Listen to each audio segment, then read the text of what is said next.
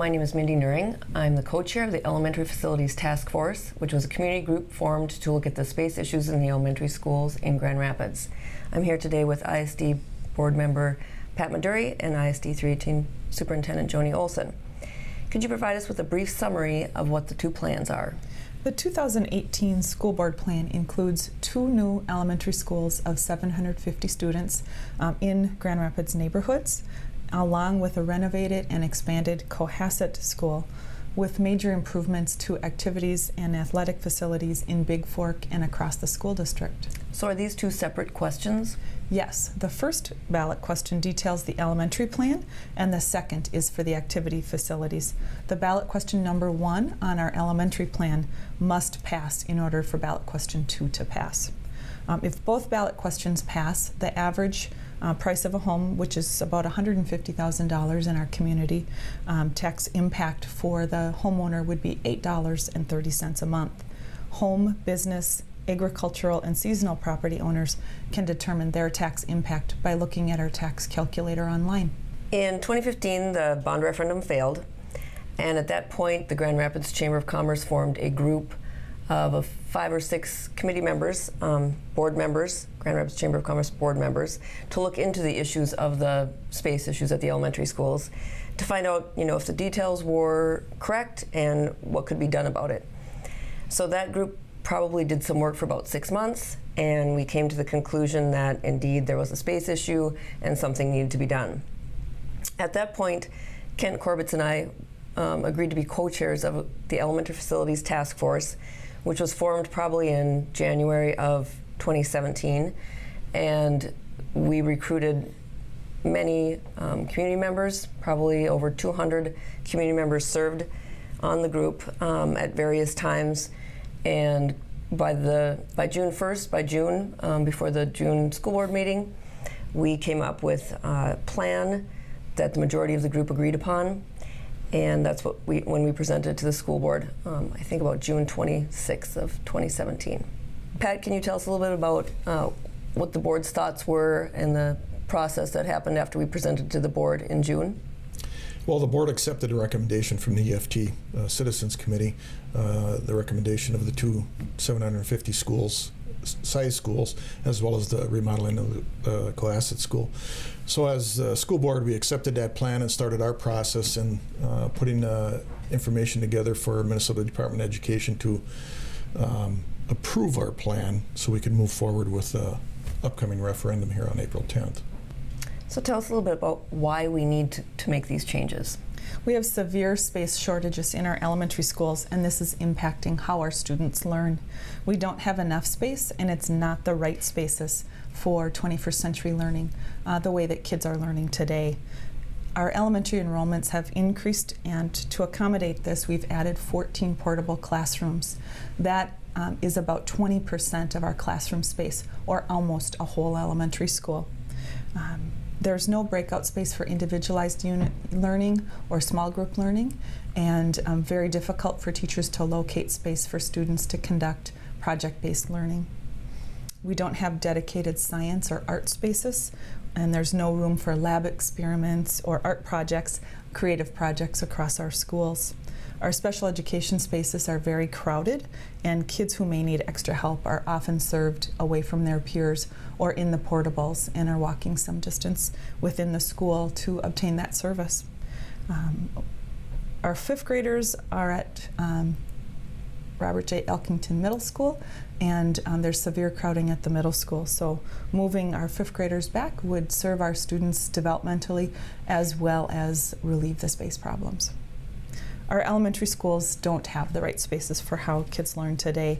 The implication is not only for their academic achievement, but for the future of our community and our ability to attract new residents, a strong workforce, and future employers.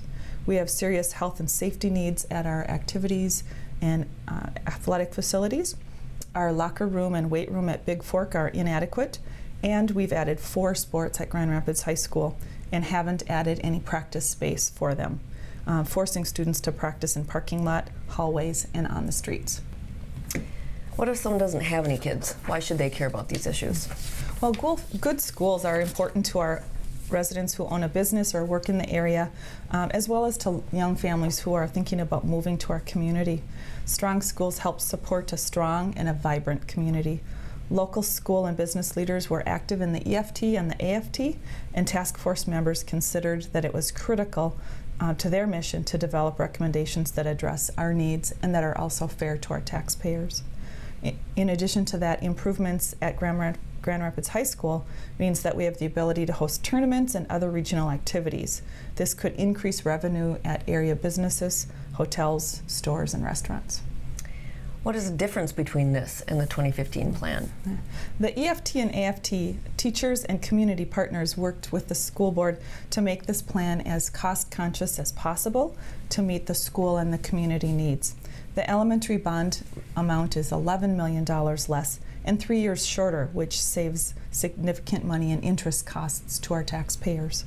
The new plan costs less and residents receive more. Also with that plan is the recommendation from the EFT was try to keep this bond below the 70 million. So that put the board in the situation of looking for funding elsewhere, if you will, outside of the school district as well as inside of the school district. We reached out to our range delegation of legislators and gone to the IRRB. Our superintendent, Joni Olson, made a presentation along with Ken Corbetts, and the IRRB had given us a grant for $4.7 million to help reduce that cost. The second part of that is our internal staff, teachers and other staff, sat down and looked at the square footage that was being recommended from the EFT, and based on their needs and how they're teaching today, could we cut the square footage down, which the internal group did, and the recommendation came at $120 per square foot, and it cut it down to $104 per square foot. And I think, if my memory serves me right, Joni, maybe you can help me out here, I think it was $269 per square foot. Am I a little high on that? That's approximately the cost. So going from 120,000 square feet to 104,000 square feet has a significant cost savings. So again, that helped us get below that $70 million mark on it. So great work from IRRB, great work from our internal staff here on keeping the cost below. And what's interesting about it, it's actually below with both question 1 and question 2, the facilities piece as well as the activities piece. So that was a pretty good task internally, and then the great work that the EFT did, thanks to you and Kent, as well as the AFT. Can you tell us a little bit about the Cohasset partnership with the city of Cohasset? Yes, I think Cohasset, keeping their school, that's a positive through this whole thing. If you recall back to the other plan, the school is going to be eliminated. The community spoke, EFT listened, school board listened, and keeping the school is a great thing over there. The city stepped out and said, can we be a part of this? And the city wants to add on a community center, senior center, to the school, attached to the school, and more of a community school setting, and possibly upsize the gym to a full-size gym versus just an elementary-sized gym. In this particular case, the gym, as well as all of our gyms in all of our buildings, would be open to the community for community use. So great partnership. We signed some temporary agreements right here currently right now, and looking forward getting this bond referendum passed and getting that partnership completed. Right. There's also a partnership with the city of Grand Rapids, really, on land swaps also. Yes. I don't want to say it's complicated, but there's many parcels of property here going back to Riverview. We're going to be swapping Riverview out with the city for some property over on the west side of the hospital where we're calling the West School would be built. We're also will be swapping out the Forest Lake School property for the west piece of property, as well as part of the activities, the sports complex property as well. So good partnership with the city, working on infrastructure, and again, IRRB came into that place as well. Why can't we just remodel the schools? That was a question we got a lot. Sure. In May 2017, members of the EFT toured and examined each of the elementary schools and looked at them in great detail from a structural engineering standpoint, from a neighborhood standpoint, and utilized checklists provided by the Department of Education. The Department of Education has guidelines that districts adhere to in following calculations for newer remodeled sites. That's 10 to 15 acres per school, plus 1 acre per 100 students. This means that a K-4 school with 365 students like Southwest would require a site size of 16.2 acres, not the 8.5 acres that our site currently sits on.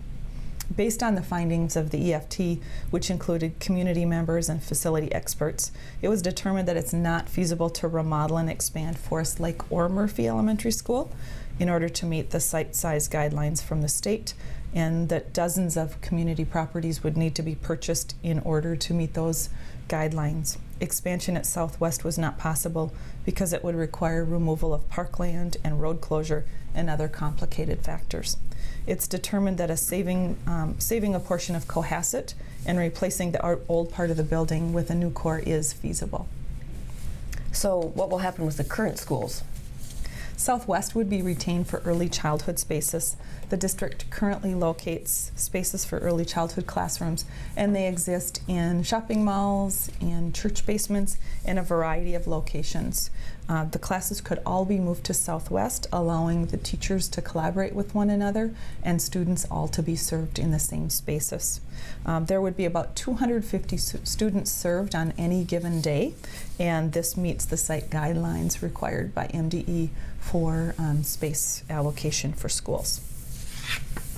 If overcrowding is an issue, why not just close or limit open enrollment? First, our enrollment increases are primarily our own students from within the district. And by state law, we must accept open enrollment.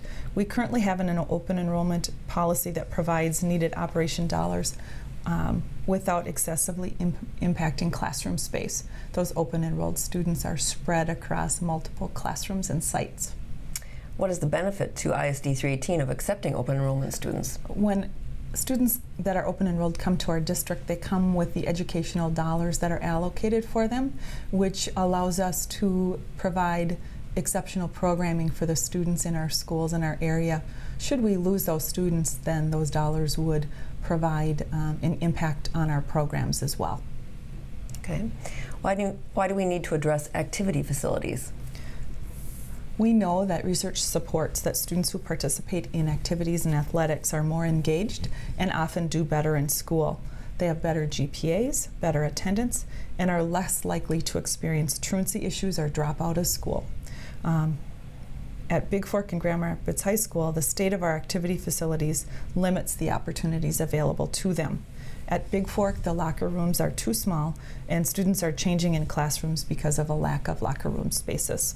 The school's not able to host multiple sports on a single evening as a result of that. Grand Rapids High School has 4 sports, but hasn't added any performance space for accommodating that.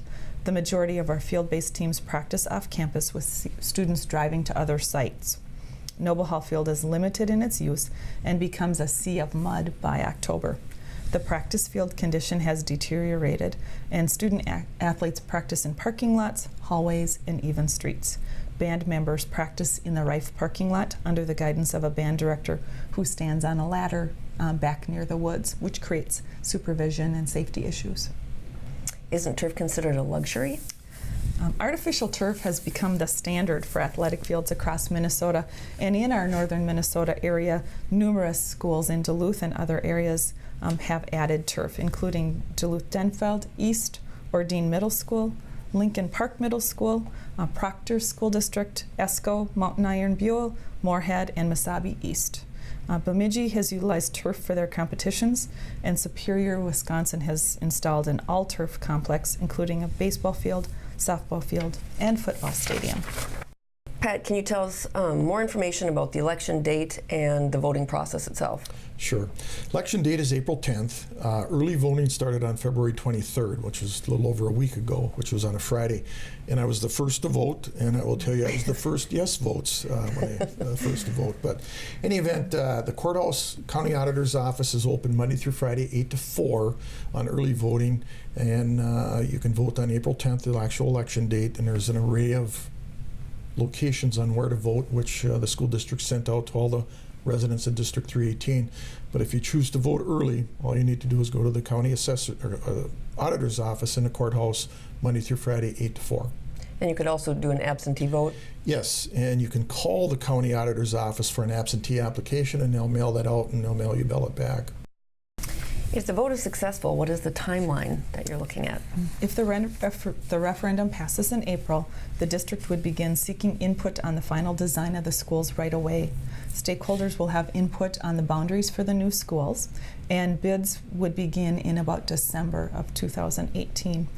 Construction would begin the spring of 19, and construction would be completed by 2021 for the new school year. The activity facility improvements would begin in the summer of 2019 and would be completed in time for the sports seasons 2020. Okay. So how can I or anyone else who wants to know learn more or submit a question? Visit isd318.org and choose the Facility Plan tab. There's significant information regarding all of the plans and the cost implication of those plans on the website. Or email us at facilityplan@isd318.org or call our district office at 218-327-5723. Thank you, Joni. Thank you, Pat. We would like to ask everyone to go out and vote as soon as they possibly can and vote on April 10th.